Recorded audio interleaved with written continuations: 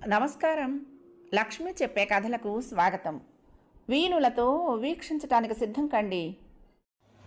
ప్రియ సఖులు, ఈ వేళ నుండి మనం శ్రీమతి సుధాలక్ష్మి చిట్టా గారు రచించిన ఆనందమయి అనే నవలను ధారావాహికంగా విందామండి.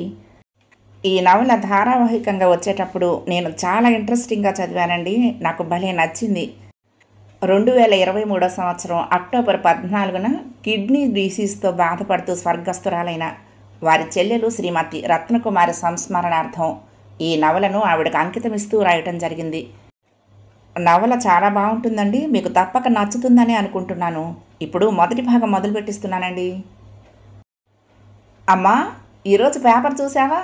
అరుణ ఆంటీ గురించి వచ్చింది పేపర్లో. ఆశ్చర్యంగా అడిగాను అమ్మని. చూసా. ఆ పిల్ల ఇలాంటిదేదో చేస్తుందని నాకు ఎప్పుడో తెలుసు. అసలు ఆ అమ్మాయి తీరే విచిత్రంగా ఉండేది. నీకు గుర్తుందో లేదో అంది అమ్మ చిరాగ్గా మొహం పెట్టి. ఆవిడ గురించి మాట్లాడటం కూడా ఇష్టం లేనట్టుంది అమ్మకి. ఇంతకు ముందు ఎప్పుడు అరుణ ఆంటీ గురించి ఇలా అన్న మనిషి కాదు అమ్మ. ఎంత కలివిడిగా ఉండేవాళ్ళు అప్పుడు అందరూ. అమ్మ ఆంటీని ఎంతో మెచ్చుకునేది. మరెందుకు ఇప్పుడు ఇలా అంటోంది ఏమో. అయినా ఆంటీ ఎప్పుడూ అంత విచిత్రంగా నాకేమీ అనిపించలా. ఆవిడ చూసినంతలో బాగానే ఉండేది. మాతో సరదాగా మాట్లాడేది. నన్ను ముఖ్యంగా ఎంత ప్రేమగా చూసుకునేదని. టైం దొరికినప్పుడల్లా నాతో ఆడుకునేది, కథలు చెప్పేది. నాకు అప్పుడప్పుడు అలంకారం కూడా చేస్తూ ఉండేది. చాలా చురుకైన సరదా అయిన మనిషి. కానీ ఇప్పుడు ఇలా చాలా ఆశ్చర్యంగా ఉంది నాకు. ఇది ఎన్నేళ్ల మాట అంటే సరిగ్గా చెప్పలేను, కానీ నాకు 5-6 ఏళ్ళు ఉంటాయేమో, లేక ఇంకా తక్కువ. మా నాన్నకు ఆ ఊరు బదిలీ అయ్యి వాళ్ళ ఇంట్లో అద్దెకు దిగాం. కింది భాగంలో వాళ్ళు, పైన మేము ఉండేవాళ్ళం. వాళ్ళ ఇంట్లో అరుణ ఆంటీ, వాళ్ళ అమ్మ, నాన్న, తమ్ముడు ఉండేవాళ్ళు. ఆవిడ అప్పటికే ఏదో జాబ్ చేస్తూ ఉండేది. బహుశా లెక్చరర్ అనుకుంటా. ఆవిడకంటే చాలా చిన్నవాడు ఆవిడ తమ్ముడు మురళి అన్నయ్య. మరి నేను అలాగే పిలిచేదాన్ని అతన్ని. తను 9వ తరగతో 10వ తరగతో చదువుతూ ఉండేవాడు. నేను బహుశా ఎల్కేజీ చదువుతున్నానేమో, గుర్తులేదు. అమ్మ నన్ను మందలించేది. మురళిని అన్నయ్య అన్నప్పుడు అరుణని అక్క అని పిలవాలి కదే, కానీ ఆంటీ అంటావేమిటి నే తలకాయ్ అని. కానీ చీర కట్టుకునే అమ్మాయిని ఆంటీ అని అంటారు కదమ్మా అన్నాను అమాయకంగా మొహం పెట్టి. దాంతో అందరూ గొల్లున పగలబడి నవ్వారు. అరుణ ఆంటీ నన్ను ఎత్తుకుని ముద్దు పెట్టుకుని, సరేలేవే, నేను నీకు ఆంటీనే సరేనా అంది నవ్వుతూ. నన్ను అమ్ములు అని పిలిచేది ముద్దుగా. నాకెప్పుడైనా పూల జడ వేసేది. వేసంకాలంలో మల్లెపూల జడ, శీతాకాలంలో చామంతి పూల జడ తప్పకుండా వేసేది. గోరింటాకు తెచ్చి తనే రుబ్బి నాకు పెట్టేది. గోరింటాకు రుబ్బటం వల్ల తన చెయ్యంతా ఎర్రగా ఉండేది. ఎంత బాగుండేదో ఆవిడ. పండగలప్పుడు పట్టు లంగా జాకెట్ తొడగమని అమ్మకు చెప్పేది. తల్లో పూలు పెట్టి నన్ను ఎంత బాగా అలంకరించేదో. బుట్ట బొమ్మలా ఉన్నావని ఎత్తుకుని ముద్దు పెట్టుకునేది. అమ్మ సరదాగా ఆవిడతో, అరుణ, నువ్వు ఆడపిల్లని ఎత్తుకుంటే నీకు ఆడపిల్లలే పుడతారు చూడు కావాలంటే అనేది. ఆవిడ సిగ్గుపడుతూ, పోండక్క మీరు మరీను అనేది. ఆవిడ మనిషి కూడా ఎంతో బాగుండేది. జీవకళ ఉట్టి పడేలా ఉండేది. కంటి నిండా కాటుకు పెట్టుకుని, తిలకంతో నిలువు బొట్టు పెట్టుకుని, దాని కింద చిన్నగా ఆవగించంత చిన్న చుక్క బొట్టు పెట్టేది. పొడవాటి కురులను చక్కగా దువ్వుకుని జడ వేసుకుని, తల నిండా తానే కోసి కట్టుకున్న మల్లెచెండు పెట్టుకునేది. చక్కటి వాయిల్ చీరలు కట్టుకునేది. ముట్టుకుంటే ఎంతో మెత్తగా బాగుండేవి ఆ చీరలు. ఆ కట్టుకోవటం కూడా చాలా పొందికగా, చీరల అంగడిలో బొమ్మకు కట్టినట్లు ఉండేది. తాను అచ్చంగా బాపు బొమ్మలా ఉండేది. గలగలా మాట్లాడుతూ నవ్వుతూ ఉండేది. శుద్ధ చైతన్యానికి మారుపేరులా ఉండేది ఆంటీ. ఇంట్లో పని చేయటం కానీ వంట చేయటం కానీ చాలా తీరుగా బాగా చేసేది. పని చేసిందంటే అందులో వేలెత్తి చూపించడానికి ఉండేది కాదు. అలాగే వంట చేస్తే ఎంతో బాగుండేది. రుచిగా శుచిగా చేసేది. వంట అయ్యాక అక్కడ వంట చేసిన జాడలే ఉండేవి కావు వంటింట్లో. అలాగే ఇంటి చుట్టూ పూల మొక్కలు కూడా పెంచేది. ఎంత శ్రద్ధగా పనిచేసేదో తోటలో. పండగలప్పుడు ఇక చెప్పనే అక్కర్లేదు. ఇల్లంతా తనొక్కరితే సర్ది శుభ్రం చేసి, ఇంట బయట తీరైన రంగవల్లులు పెట్టేది. మామిడాకుల తోరణాలు కట్టేది. సాయంత్రానికి చక్కగా ఉన్నంతలో లక్ష్మీదేవిలా తయారై గలగలా మాట్లాడుతూ మాతో కబుర్లు చెప్పేది. ఆంటీ వాళ్ళమ్మ, మా అరుణే 10 మంది పెట్టు, పండగ సందడంతా దానిదే, అది పెళ్ళై వెళ్ళిపోతే ఎలా ఉంటామో మేము అని బాధపడేది. అలాగే ఆ తర్వాత 2 ఏళ్లకు ఆంటీ పెళ్ళయింది. అంకుల్ కూడా చాలా బాగుండేవాడు. పెళ్లిలోనే చూశాను. మా అందరితో కూడా బాగా మాట్లాడాడు. పెళ్లి తర్వాత మొదటి పండుగ దీపావళికి వచ్చారు ఆంటీ, అంకుల్. ఆ తర్వాత మళ్ళీ రాలేదు. ఆంటీ వాళ్ళ అమ్మగారు మా అమ్మతో ఏదో చెప్పుకుని ఏడ్చేవారు. అవన్నీ నాకు అర్థమయ్యేవి కావు. ఆ తర్వాత మరో 2 ఏళ్లకు వచ్చింది ఆంటీ. అప్పుడు కూడా పురిటికొచ్చినట్లుంది. చాలా చిక్కిపోయి ఉంది. మునుపటి కళే లేదు. ఏదో దిగులు, నిర్లిప్తత గూడు కట్టుకుని ఉండేవి ఆవిడ మొహంలో. అప్పటికి మురళి అన్నయ్య డిగ్రీ చదువు సాగుతోంది. అరుణ ఆంటీకి మగపిల్లాడు పుట్టాడు. హరీష్ అని పేరు పెట్టారు. పిల్లాడు పుట్టాక కూడా ఆవిడ అత్తారింటి నుంచి ఎవరూ రాలేదు. కనీసం పిల్లాడిని చూడటానికి అంకులైనా రావాల్సింది, రానే లేదు. ఎన్నాళ్ళైనా ఆంటీ అత్తారింటికి వెళ్ళలేదు. ఎందుకో నాకు ఆ రోజుల్లో తెలియలేదు. ఆంటీ వాళ్ళమ్మ, మా అమ్మ ఎప్పుడూ ఏదో మాట్లాడుకుంటూనే ఉండేవాళ్ళు. అమ్మ కూడా ఆంటీతో ఏదో చెప్తూ ఉండేది.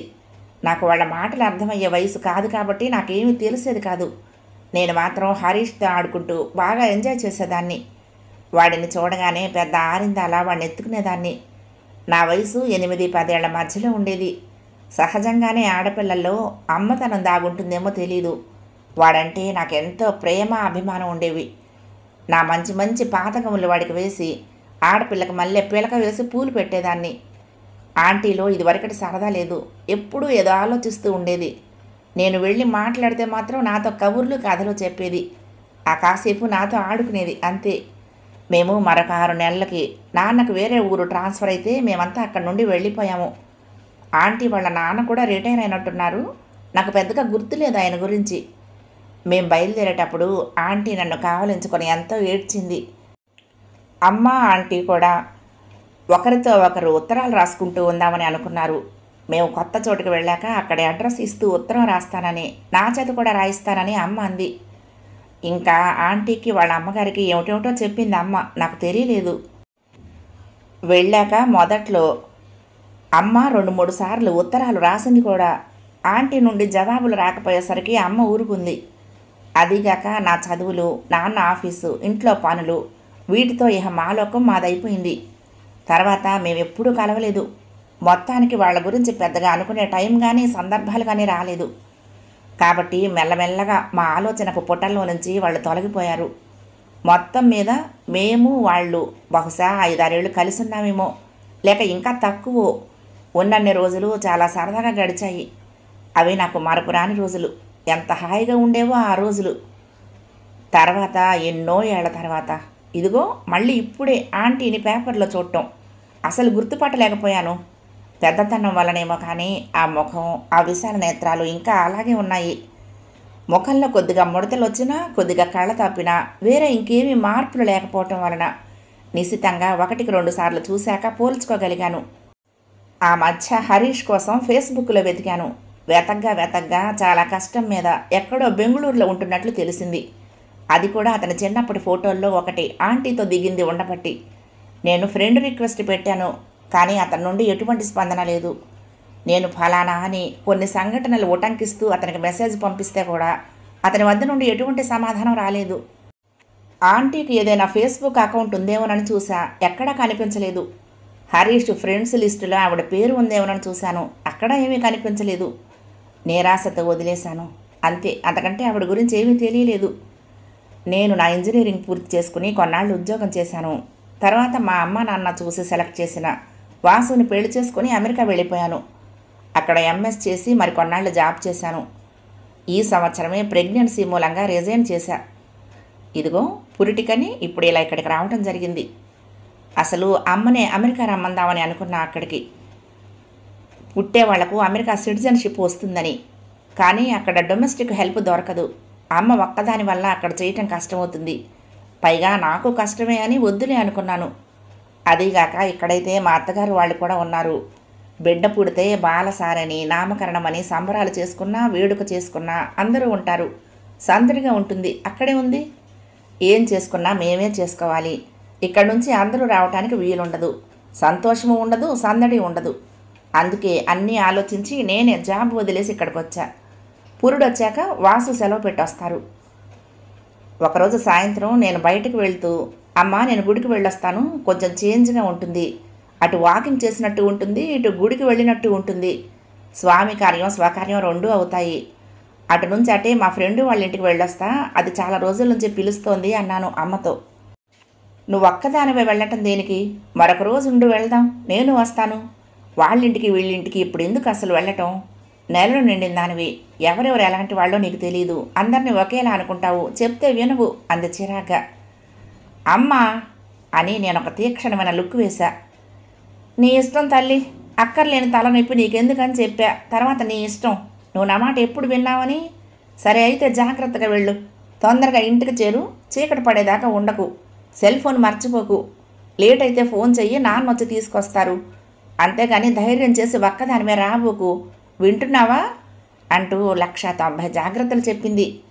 నేను సరేనని అక్కడి నుంచి బయలుదేరా. అమ్మకు అబద్ధం చెప్పానని కొంచెం గిల్టీగా ఉంది. కానీ నేను అరుణ ఆంటీ ఆచూకి కనుక్కుందామని వెళ్తానంటే అమ్మ ఒప్పుకుంటుందా? ఇప్పటికే అమ్మ నా మనసు గ్రహించిందని నాకు అర్థమైంది. అందుకే అన్ని జాగ్రత్తలు చెప్పింది. నేను దగ్గరలో ఉన్న వెంకటేశ్వర స్వామి గుడికి బయలుదేరాను. కానీ నా మనసులో ఎన్నెన్నో ఆలోచనలు, సందేహాలు. అరుణ ఆంటీ గురించి ఎవరిని అడిగితే బాగుంటుంది? పొద్దున్న పేపర్లో ఆనందాశ్రమం వాళ్ళు జరిపిన ఒక ఫంక్షన్లో ఒక పక్కగా ఉన్నారు ఆవిడ. తను చూసింది ఆ ఫోటోనే. ఆ ఫోటో కూడా కొంచెం అలికేసినట్టు ఉంది. అందుకే 2-3 సార్లు చూస్తే కానీ గుర్తుపట్టలేకపోయింది. అంటే ఆంటీ అక్కడున్నారా, లేదా ఆ ఫంక్షన్కి వచ్చి వెళ్ళారా? ఎక్కడుంటున్నారు? పోనీ ఆ ఆశ్రమంలో మాతాజీని అడిగితే పోదు? అందుకే ఆ ఆశ్రమం వాళ్ళు గుళ్ళో ప్రవచనాలు చెప్తున్నారని అక్కడికి బయలుదేరాను. కానీ ఆవిడ గురించి మాకేం తెలుసు? బోలెడు మంది వస్తుంటారు, పోతుంటారు మాతాజీని చూడటానికి. వచ్చిన ప్రతి మనిషిని ఎలా గుర్తుపెట్టుకుంటాం అని వాళ్ళంటే ఏం చేయాలి? నడుస్తున్నానే కానీ నా ఆలోచనలు తెగటం లేదు. అంతలోకే గుడి చేరాను. అది సువిశాలమైన వెంకటేశ్వర స్వామి వారి ఆలయ ప్రాంగణం. చుట్టూ అందమైన చెట్లు, పూల మొక్కలు, చల్లటి గాలి, దాంతోపాటు వచ్చే పూల గోబాళింపు, దానికి తోడు ప్రశాంత వాతావరణంలో వినిపిస్తున్న ఘంటసాల గారి భగవద్గీత. ఎంత బాగుందో ఆ టైంలో ఆ ప్రాంతంలో ఆ భగవద్గీత వినటానికి. మనసుకు చాలా సూదింగ్గా అనిపించింది. దురదృష్టవశాత్తు మన వాళ్ళు ఎవరైనా పోతే కానీ ఇంట్లో భగవద్గీత పెట్టుకోరు. అదేమిటో కర్మ. ఇది రోజు వినాల్సింది, అర్థం చేసుకుని అధ్యయనం చేయాల్సింది, ఆచరణలో పెట్టాల్సింది అని ప్రవచనకర్తలంతా ఓ కుమ్మడిగా గట్టిగా ఒక్కడి నుంచి చెప్తున్నా జనాలు మాత్రం ఆ అలవాటును మాత్రం మానటం లేదు. గుళ్ళోకి అడుగు పెట్టగానే సాయంత్రం 5 నుంచి 6:30 వరకు రామాయణం మీద మాతా ఆనందమయీదేవి ప్రవచనాలు అని నోటీసు బోర్డు మీద రాసింది. మెల్లగా లోపలికి వెళ్ళి పక్కనే ఉన్న ధ్యాన మందిరం వైపు వచ్చాను. ఆ హాల్లో ప్రవచనాలు జరుగుతున్నాయి. మాతా ఆనందమయీదేవి ప్రవచనం చెప్తున్నారు. ఆవిడ చాలా ప్రశాంతంగా, ప్రసన్నంగా ఉన్నారు. కానీ ఆవిడ అరుణ ఆంటీలా లేరే. అంటే ఆనందమయ్యి అంటే అరుణ ఆంటీ కాదా ఈవిడ? రామాయణం చెప్తున్నట్లున్నారు ఆవిడ. ఇవాళే మొదలు కాబోలు. రామాయణంలోని పాత్రలు, వాటి వైశిష్ట్యం గురించి, వాల్మీకి దృష్ట్యా రామాయణ పాత్రల విశ్లేషణ మొదలైనవి చెప్తున్నారు. సీతారాముల గురించి చెప్తూ భార్యాభర్తల బంధం గురించి, వారి ధర్మాలు, బాధ్యతల గురించి విశదీకరిస్తున్నారు ఆవిడ. భార్యాభర్తల బంధం ఎలా ఉండాలి అన్న సంగతి చెప్తూ, ఒకళ్ళకొకళ్ళు అభేదంగా ఉండాలి, ఆత్మ శరీరంలా ఉండాలి, ఒకరు లేకపోతే ఇంకొకరికి అస్తిత్వం లేదన్నట్లు ఉండాలి, ఏదో భార్య మీద మొత్తం ఇంటి బాధ్యతనంతా వేసి ఉద్యోగం చేసుకురావటమే గొప్ప విశేషం అన్నట్లు భర్త ఉండకూడదు. నువ్వెలాగైతే భార్య కూడా నీతో సమానంగా సంపాదించి నీ సంసార బాధ్యత పంచుకోవాలని అనుకుంటావో, అలాగే ఇంటి పనుల్లో ఆమెకు కొంత చేదోడు వాదోడుగా నువ్వు ఉండాలని ఆమె కూడా కోరుకుంటుంది కదా. అలా కాక బయట సంపాదన చెయ్యాలి, ఇంట్లో మీ అమ్మకు మళ్ళీ ఇంటి పని, వంట పని మొత్తం అంతా చేయాలి, మీ వాళ్ళందరికీ మర్యాద మన్ననలు చేసి కూర్చోబెట్టి సేవలు చేయాలి అనుకుంటే ఆమె ఏమన్నా మనిషా లేక మర మనిషా? భర్త అన్నవాడు భరించే శక్తి ఉన్నవాడని కదా అర్థం. అంతేగాని ఇలా వేపుకు తినేవాడు కాదు కదా. అందరూ రాముడు లాంటి భర్త రావాలని కోరుకుంటారు. రాముడు కూడా ఈ తరం మగవాళ్ళలా ఉండుంటే సీతాదేవి ఎప్పుడో వదిలి వెళ్ళిపోయేది అంది. ఈ మాటకు అక్కడున్న వాళ్ళందరూ తెగ నవ్వేశారు. అందుకే చెప్పేది, భర్తలందరూ తమ భార్యలు సీతాదేవిలా ఉండాలని ఆశించే ముందు తాము శ్రీరామచంద్రుడిలా ఉన్నామా అన్నది ఆత్మావలోకనం చేసుకోవాలి. రామాయణంలో భార్యాభర్తలిద్దరి గురించి చెప్పాడు వాల్మీకి మహర్షి. ఏదో చదివేశామన్న పేరుకు చదివి మిడిమిడి జ్ఞానంతో శాస్త్రాలు పురాణాలు స్త్రీ గురించి ఇలాగే చెప్తున్నాయి కాబట్టి స్త్రీలు ఇలానే ఉండాలి అనుకోవటం మూర్ఖత్వం అని చెప్తున్నారు ఆవిడ. మధ్య మధ్యలో చెలోక్తులు చెప్తూ అందరినీ నవ్విస్తూ ఆకట్టుకుంటూ రామాయణ గాథను చెప్పుకుపోతున్నారు. ఇంకా వారం రోజుల పాటు నడుస్తుందిట ఈ రామాయణ ప్రవచనం. నా కళ్ళైతే అరుణ ఆంటీ కోసం వెతుకుతున్నాయి. అదయ్యాక అందరూ తీర్థ ప్రసాదాలు స్వీకరించి అక్కడి నుంచి గుళ్ళోకి దర్శనానికి వెళ్తున్నారు.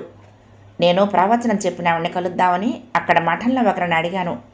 వాళ్ళు నా పేరు అడిగారు. చెప్పాను. నేను వచ్చిన పని గురించి అడిగారు.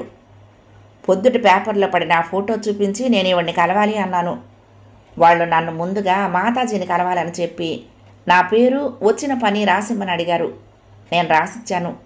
మరొక 5 నిమిషాలకు నాకు లోపలికి రమ్మని పిలిపి వచ్చింది. వెళ్ళాను. నాకు సన్యాసినులతో మాట్లాడటం ఎలాగో తెలియదు, కానీ వాళ్లకు మనుషుల్ని చూడగానే అన్నీ తెలుసుకుంటారని, సూపర్ పవర్స్ ఉంటాయని అంటారు. చూద్దాం ఆవిడ ఏం తెలుసుకుంటుందో ఏం చెప్తుందో అనుకున్నాను. ఆవిడని ఏమని పిలవాలో తెలీదు. సరే వెళ్ళి నుంచున్నాను. కూర్చోరామా అందావిడ. అక్కడున్న కుర్చీలో కూర్చున్నాను. నీకు ఎన్నో సందేహాలు, మరెన్నో ప్రశ్నలు, నీ మనసంతా ఏవో ఆలోచనలతో సతమతం అవుతోంది కదా. కానీ నీకు ఇప్పుడు కావాల్సింది ఇవన్నీ కావు, ప్రశాంతత కావాలి. నా మనసును కనిపెట్టేసినట్టుగా అందావిడ. కానీ ఆవిడని ఏమని సంబోధించాలా అని తెలియక తడబడుతూ ఉన్నాను. మాతాజీ అని పిలువు, అందరూ నన్ను అలాగే పిలుస్తారు అంది. నేను తీసుకువెళ్ళిన పేపర్లో ఫోటో చూపించి ఈవిడ గురించి నాకు కొన్ని విషయాలు తెలియాలి మాతాజీ అన్నాను. ఎందుకు ఆవిడ గురించి తెలుసుకోవటం అన్నారు ఆవిడ. కావాలి, ఆవిడ గురించి తెలుసుకుని కానీ వెళ్ళను. మీకు తెలిసే ఉంటుంది, మీరు చెప్పి తీరవలసిందే. పొద్దున్న పేపర్లో మీ ఆశ్రమం వాళ్ళు నిర్వహించిన ఒక ఫంక్షన్లో ఆవిడ ఉండటం చూశాను. ఇదిగో చూడండి అన్నాను నేను పొద్దుటి పేపర్ చూపించి. ఆవిడ అది చూడకుండానే కొంచెం చిరునవ్వు నవ్వి, చూడమ్మా, రోజు మా ప్రవచనాలు వినటానికి చాలామంది వస్తారు. వారందరినీ గుర్తుపెట్టుకోవటం, వారు కోరిందల్లా చేయటం మా పని కాదు. అయినా ఇప్పుడు ఆవిడెవరి గురించో తెలుసుకోవటం వలన నీకు వచ్చే లాభం ఏమీ లేదు. నువ్వు ప్రశాంతంగా ఉండు. వెళ్ళి నీకు పుట్టబోయే బుజ్జి పాపయ్య గురించి ఆలోచించు. అంతేకాని ఈ అక్కర్లేని సంగతులు నీకెందుకు? ఆవిడ నీకేమవుతుందని ఆవిడ గురించి తెలుసుకోవటం అంది.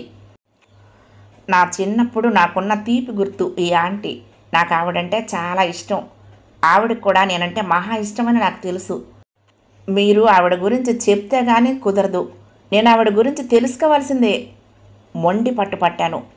బహుశా ఆవిడ కావాలనే దాస్తుందనే భావం ఏర్పడింది నా మనసులో. ఏమిటి చెప్తుంటేనే కాదు, నా టైం వేస్ట్ చేయకు. ఆవిడ గట్టిగా అన్ని ఆ గదిలో నుంచి బయటకు వెళ్ళి ఎవరితోనో ఏదో మాట్లాడి వెళ్ళిపోయింది. నాకు కోపం వచ్చింది. సన్యాసునులంటే ఎంత ఊర్పుగా ఉండాలి, అలాంటిది ఈవిడికింత కోపం దేనికో. పేరుకు మాత్రమే సన్యాసునులు అనుకున్నాను. నాకు ఇక వేరే మార్గం లేక కోపంతో కూడిన బాధతో బయలుదేరాను. ఇంకొంచెం ఉంటే ఏడ్చేద్దును. తమాయించుకొని బయటకు వచ్చాను. రూమ్ బయటకు రాగానే ఒక సన్యాసిని ఒక బుక్ పట్టుకుని నా దగ్గరకు వచ్చి అందులో నా పేరు, అడ్రస్సు, ఇంకా ఫోన్ నెంబరు రాయమంది. అసలే కోపంతో ఉన్నానేమో రాయనన్నాను. ఆవిడ బ్రతిమాలి మఠం తరపున డేటా కోసం వివరాలు సేకరిస్తున్నామని, కావాలని అలా సేకరించడం తన బాధ్యత అని, లేకపోతే తనను కోప్పడతారని బ్రతిమాలి నచ్చచెప్తే సరేనని రాసిచ్చి వచ్చేశాను. రాత్రికి అమ్మకు జరిగిందంతా చెప్పా. నేను వద్దే అని చెప్తూనే ఉన్నాను. నువ్వెప్పుడు విన్నావని నా మాట? ఎవరెవరి కళ్ళు పడ్డాయో నీ మీద. అసలే నెలలు నిండిన దానివి. అలా ఎక్కడికి పడితే అక్కడికి వెళ్ళొద్దే అమ్మా అంటే వినవు. రేపు ఏదైనా జరగకూడనిది జరిగితే ఏమిటి దిక్కు? గట్టిగా 4 తగిలించడానికి నువ్వేమన్నా చిన్నపిల్లవా? చెప్పిన మాట వినవు కదా, అంతా నా కర్మ అని తల బాదుకుని చీవాట్లు పెడుతూ 2 మాటలు దిష్టి తీసింది.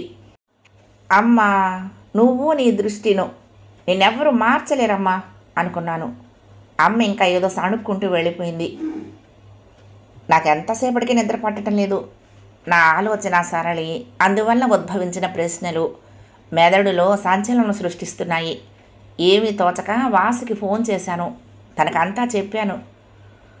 నీ జీవితంలో ఈ సదరు పేజీ నేను ఎప్పుడూ చదివినట్లు లేదే, ఆవిడ గురించి నాతో ఎప్పుడూ అన్నట్టు లేదు నువ్వు అన్నాడు. లేదండి, పొద్దున్న పేపర్లో ఆవిడ ఫోటో చూస్తే కానీ నాకు గుర్తు రాలేదు. ఏమిటో అంతా మిస్టరీలా ఉంది. ఆవిడ ఇలా ఎలా గబుక్కున ప్రత్యక్షమై మళ్ళీ మాయమైందో తెలియటం లేదు అన్నాను నేను. బాగుంది, ఓ పేపర్ ముక్క పుచ్చుకుని అందులో అలుక్కుపోయి కనిపించని ఫోటో ఒకటి చూసి, అది ఎప్పటి మీ ఆంటీ ఫోటోను అనుకుని దాన్ని పుచ్చుకుని నువ్వు అక్కడికి వెళ్ళటం బాగుంది, వాళ్ళు నిన్ను పొమ్మనటము బాగుంది. ఏమిటి వెర్రిరామా, ఇప్పుడు టెన్షన్లనే నీకు అవసరమా? నీ జీవితంలో ఓ చిన్న పేజీ ఆవిడ జ్ఞాపకం, దాన్ని పుచ్చుకుని నువ్వు ఇంత బాధపడాలా? అర్థం లేకపోతే సరే, కళ్ళు మూసుకుని మనశ్శాంతిగా పడుకో, లేకపోతే మన బుజ్జి పాపై నీ మీద అలుగుతుంది, జాగ్రత్త అన్నాడు వాసు మందలింపుగా. అది కాదండి, నాకు అదే కదా అర్థం కానిది. ఏదో స్కూల్లో ఆశ్రమం వాళ్ళు చేసిన ఫంక్షన్లో బహుమతి ప్రదానం జరుగుతూ ఉంటే తీసిన ఫోటో అది. అక్కడ బహుమతులు ఇచ్చింది చైతన్యానంద స్వామిట. మరి ఆంటీకి అక్కడ ఏం పని? ఆవిడ ఆశ్రమంలో చేరిందా, లేక ఆ ఫంక్షన్కి అటెండ్ అయ్యిందా? నేను వెళ్ళి అడిగితే అక్కడ సరైన సమాధానం రావాలి కదా. ఆవిడ తెలిస్తే తెలుసని చెప్పాలి, లేదంటే లేదని చెప్పాలి. అంతేగాని నీకెందుకు ఆవిడ సంగతి అంటారా ఎక్కడైనా? రేపు మళ్ళీ వెళ్ళి ఆ సంగతి ఏదో కనుక్కోవాలి. దీని అంతు దాకా వెళ్తే కానీ నాకు మనశ్శాంతి లేదండి అన్నాను నేను. ఆయనకు విసుగొచ్చిందేమో తెలియదు. అమ్మ తల్లి, నీకంటే పని పాటు లేదు కాబట్టి అడ్డమైనవన్నీ పెట్టుకుని నిద్ర నిప్పులు లేకుండా కూర్చుంటావు. నాకిక్కడ ఇప్పుడు పగలు, నా ఉద్యోగం నా రొటీన్ నాకు ఏడిసింది. గబగబా రెడీ అయ్యి నోట్లో ఏదైనా కుక్కుని బయట పడకపోతే నా బాసుగాడు నాకు వీర వాయింపుడు చేసి బయటకు దారి చూపిస్తాడు.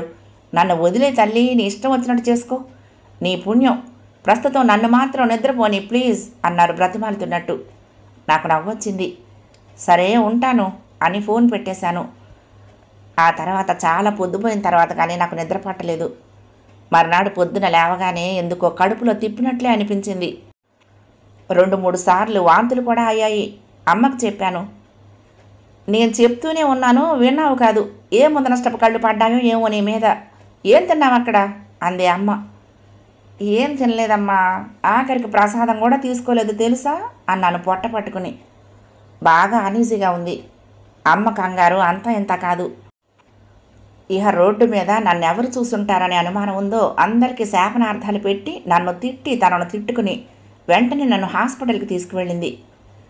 డాక్టర్ పరీక్ష చేసి ఏమీ లేదండి, బహుశా అజీర్తి చేసి అసిడిటీ వచ్చి ఉంటుంది. సరిగ్గా సమయానికి తిండి నిద్ర లేకపోతే ఇలాంటి ప్రాబ్లమ్స్ వస్తూ ఉంటాయి. కంగారు పడాల్సిన పని లేదండి అని అమ్మకు చెప్పి మందులు ఇచ్చి నన్ను జాగ్రత్తలు తీసుకోమని చెప్పింది. నా మాట ఎలా ఉన్నా అమ్మకి ఇప్పుడు కానీ ఉపశమనం కలగలేదు. ఆ తర్వాత ఇంటికొచ్చి తిని తొంగోటమే అయ్యింది. మళ్ళీ గుడి బడి అన్నానంటే అమ్మ అప్పడాల కర్రుచ్చుకుంటుందేమోనని భయం వేసి కిక్కురు మనకుండా కూర్చున్నాను. ఓ 10 రోజులు పోయాక ఒకసారి మళ్ళీ గుళ్ళోకి వెళ్ళా. అప్పుడు అమ్మ కూడా వచ్చింది నాతో. అమ్మను అక్కడ కూర్చోమని అర్చన టికెట్ తీసుకొస్తానని చెప్పి నేను గుడి ఆఫీస్కి వెళ్ళాను. అర్చన టికెట్ రాయించుకుని అక్కడున్న ఆయనతో మాతాజీ ప్రవచనాలు బాగా జరిగాయండి అని అడిగా. బాగానే జరిగాయమ్మా, కాకపోతే ఆనందమయ్య మాతకు ఒంట్లో అనుకోకుండా ఏదో అస్వస్థత కలిగి ఆవిడ ప్రథమ శిష్యురాలు ప్రవచనం చెప్పాల్సి వచ్చింది. ఆవిడ బాగానే చెప్పారు. పాపం పెద్దావిడికి బాగోలేదని వెంటనే పెద్దాసుపత్రికి తీసుకువెళ్లారు అన్నాడాయన. అవునా, అయితే ఆ రోజు ప్రవచనం చెప్పిన ఆవిడ మాత ఆనందమే కాదా? ఆశ్రమం వాళ్ళు మాతాజీ అనే అన్నారే అన్నాను అనుమానం వ్యక్తం చేస్తూ. ఆడవాళ్ళందరినీ వాళ్ళు మాతాజీ అని అంటారమ్మా అన్నాడాయన. అయినా ఇలాంటి ప్రవచనాలు జరిగినప్పుడు వాళ్ళ ఫోటోలు ఫ్లెక్సీలు పెడతారు కదండి, మరి ఆనందమయ్యే మాత ప్రవచనాలకు కనీసం ఆవిడ ఫోటో అయినా పెట్టలేదో? కుతూహలంగా అడిగాను. ఆవిడకి ఇలాంటి ప్రచారం నచ్చదుటమ్మా. అసలు ఆ ఆశ్రమం వాళ్ళు ఎవరు ఇలా ఫ్లెక్సీలు ఫోటోలు పెట్టి ప్రచారం చెయ్యరు. గుళ్ళల్లో ప్రవచనాలు చెప్తారు, స్కూళ్లల్లో పిల్లలకు భగవద్గీత చెప్పటం, వాళ్లకు పురాణ ఇతిహాసాలు చెప్పి వ్యాసరచన పోటీలు, వక్తృత్వ పోటీలు నిర్వహించి ప్రోత్సహిస్తూ ఉంటారు. ఏదో ధర్మ ప్రచారం చేస్తూ ఉంటారు కానీ ఊరికే డాంబికాలకు పోయి హడావుడి చేయరు. విరాళాలంటూ ఓళ్ల మీద పడరు. ఎవరైనా స్వచ్ఛందంగా ఇస్తే తీసుకుంటారు అంతే అన్నాడాయన. ఇదేదో బాగుందే అనిపించింది. అయితే ఆవిడని ఏ హాస్పిటల్కి తీసుకువెళ్ళారండి? ఆమె డీటెయిల్స్ ఏమన్నా తెలుసా మీకు అడిగాను నేను. లేదమ్మా, నాకేం తెలీదు అన్నాడాయన రాసుకుంటూ. నాకు చాలా నిరాశ అనిపించింది. ఉన్న ఒక్క ఆశ కూడా పోయింది ఇప్పుడు అనిపించింది. అయినా ఇన్నేళ్ల నుంచి ఏం చేశాం కనుక ఇప్పుడేదో చేయలేకపోయానని బాధపడాలి. పోనీ ఆవిడతో నాకు ఇంతవరకే రాసింది అనుకోవాలి. ఇప్పుడు ఇంకా ఎక్కువ స్ట్రెస్ తీసుకోవటం కూడా మంచిది కాదని అంటున్నారు కదా డాక్టర్లు. ఎందుకు వచ్చిన గోలిది? నోరు మూసుకుని వెనక్కొచ్చి గుళ్ళోకి వెళ్ళి అర్చన చేయించుకున్నాను. దేవుడా దేవుడా, ఎక్కడున్నా ఆవిడ సంతోషంగా ఉండేటట్లు చూడు అని మనసులోనే దేవుణ్ణి ప్రార్థించుకున్నాను. ఇది జరిగిన 15 రోజుల తర్వాత ఒకరోజు నేను అమ్మ కలిసి నా చెకప్ కోసం హాస్పిటల్కి వెళ్ళాం.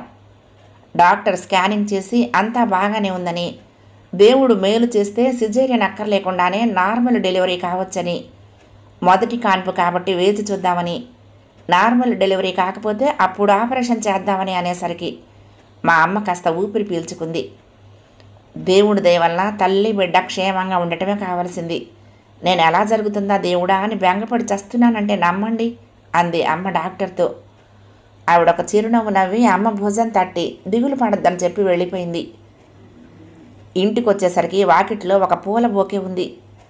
ఎవరు పంపించారబ్బా, ఇప్పుడు అకేషన్ కూడా ఏమీ లేదే అనుకుంటూ చూశాను. అందులో ఒక కవర్ ఉంది. ఎండన పడి వచ్చామేమో. అమ్మ గబగబా తాళం తీసి లోపలికి వెళ్ళి 2 గ్లాసుల్లో నీళ్లు తీసుకుని ఒకటి నాకిచ్చి ఒకటి తను తాగుతూ, ఎవరి అది పంపించింది అంది. అదే చూస్తున్నానమ్మా అన్నాను. అమ్మ వెళ్ళి వంట పని చూస్తుంది. నేను రూమ్లోకి వెళ్ళి కవర్ కట్ చేసి చూసా. అందులో 2 రికార్డెడ్ క్యాసెట్స్ ఇంకా ఒక లెటరు ఉన్నాయి. లెటర్ చూస్తే బరువుగానే ఉంది. అబ్బో, చాలా రాసినట్టున్నారే ఎవరో అనుకున్నాను. ఫ్రమ్ అడ్రస్ చూస్తే ఆశ్రమం నుండి వచ్చిందని ఉంది. చాలా ఉద్వేగంతో తీసి చదవటం మొదలుపెట్టాను. ప్రియమైన అమ్ములకి. ఆ సంబోధన చూడగానే తెలిసింది నాకు ఎవరు రాశారో. ఒళ్ళంతా గగురు పొడిచింది. గుండె వేగంగా కొట్టుకోవటం మొదలుపెట్టింది. వాటర్ బాటిల్ తెరిచి కాసిన నీళ్లు తాగి కొంచెం స్థిమితపడ్డా. తర్వాత మళ్ళీ చదవటం మొదలుపెట్టా. ఎలా ఉన్నావు అమ్ములు? ఎన్నాళ్లకి? లేదు ఎన్నో ఏళ్లకి నీ గురించి తెలిసింది. పొద్దున్న నువ్వు మఠం దగ్గర నా కోసం వచ్చావని ఒక మాత చెప్పింది. ఎవరా అని చాటు నుంచి చూస్తే నువ్వు. నీ గురించి నీ నుంచి సేకరించి తెలుసుకున్న సమాచారం వల్ల నువ్వు నా అమ్ములువని తెలిసింది. దూరం నుంచే నిన్ను తేరిపారా చూశాను. అది నువ్వే అని నిర్ధారించుకున్నాను. ఎంత సంతోషించాను. చాలా పెద్దదానివయ్యావు అమ్ములు. అయినా పోల్చుకోగలిగాను.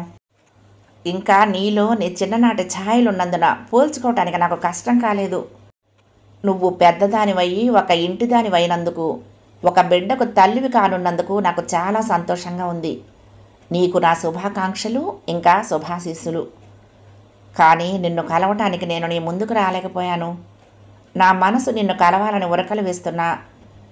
నా ఒంటి మీద ఉన్న నా దుస్తులు, నా ఆశ్రమ ధర్మం నన్ను వెనక్కి లాగాయి. పైగా నా ఆరోగ్యం కూడా అనుకోకుండా పాడైంది. కనీసం నిన్ను చూడగలిగినందుకు సంతోషం కలిగింది. నా గురించి నీకున్న కుతూహలం అర్థమైంది. ఎప్పుడో నీ చిన్నప్పుడు చూసిన నీ అరుణ ఆంటీ ఈ మఠంలో ఉండటం ఏమిటి, ఏమైంది అని ఎన్నో అనుమానాలు, ప్రశ్నలు ఉండుంటాయి కాదు.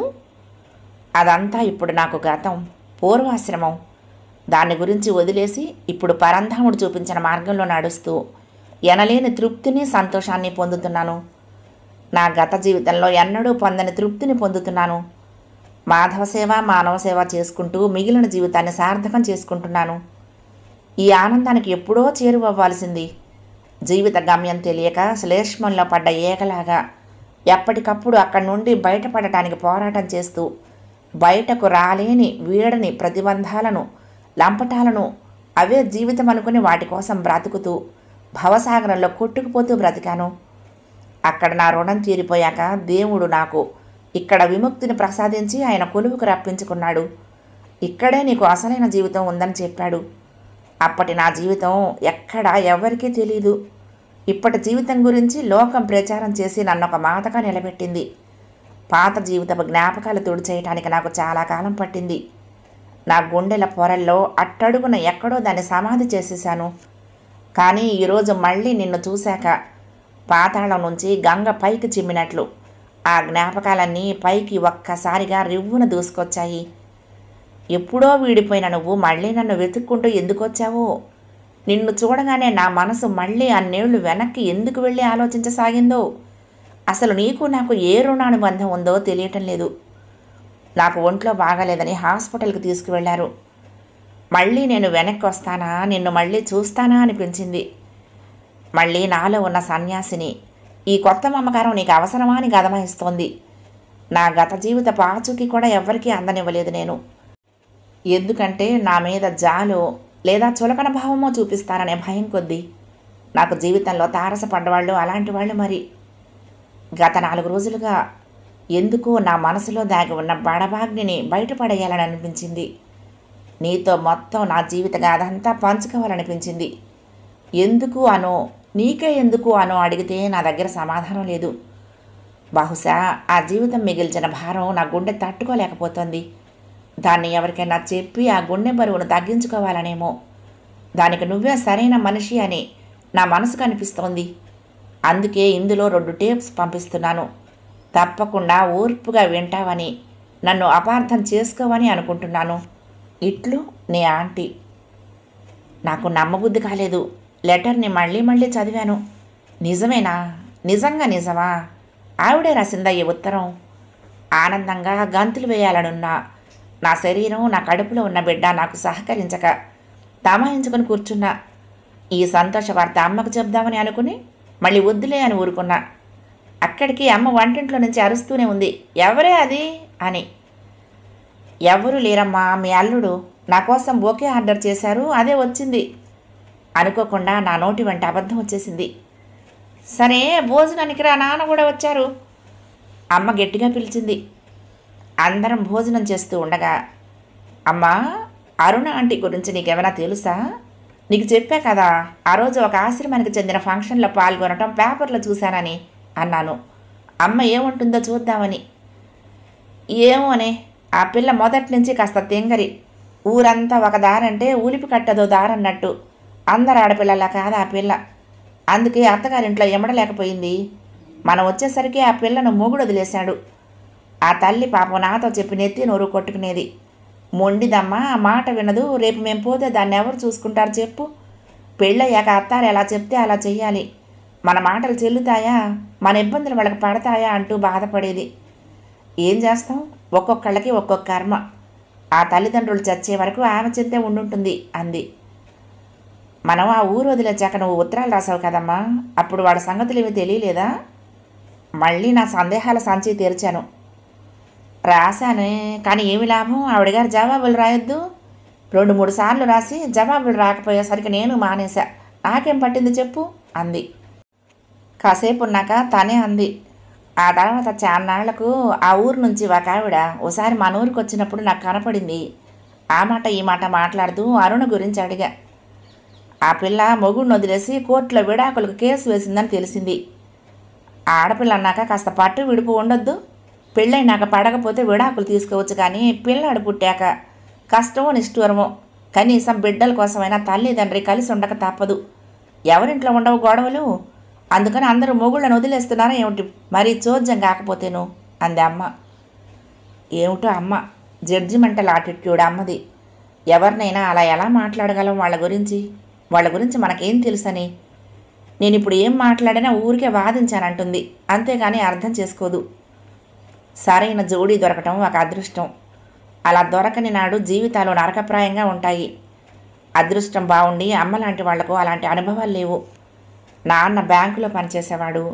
నేను ఒక్కదాన్నే కాబట్టి డబ్బుకు కానీ ఇంకా దేనికి కానీ కొరత లేదు. నాన్న కూడా అమ్మ మాట కాదని ఏమీ చేయలేదు. అలాంటి అమ్మకు అరుణ ఆంటీ కష్టం ఏమిటో ఎలా తెలుస్తుంది? అలాంటప్పుడు గట్టు మీద కూర్చుని ఎన్ని మాటలైనా మాట్లాడగలరు. దిగితేనే కదా లోతు తెలిసేది. అది దిగిన వాళ్లే చెప్పగలరు ఆ కష్టమేంటో, గట్టు మీద ఉన్నవాళ్ళు కాదు అనుకుని లేచి వెళ్ళి చేయి కడుక్కున్నా. మొదటి భాగం సమాప్తం. ప్రియ సఖులు, ఈ కథ మీకు నచ్చితే తప్పకుండా లైక్ చేయండి, షేర్ చేయండి, కామెంట్ చేయండి, సబ్స్క్రైబ్ చేసుకుని నన్ను ఎంకరేజ్ చేయండి. ఉంటానండి. ప్రేమతో లక్ష్మి, కృష్ణాతీరం దుర్గమ్మ సన్నిధానం. నమస్తే.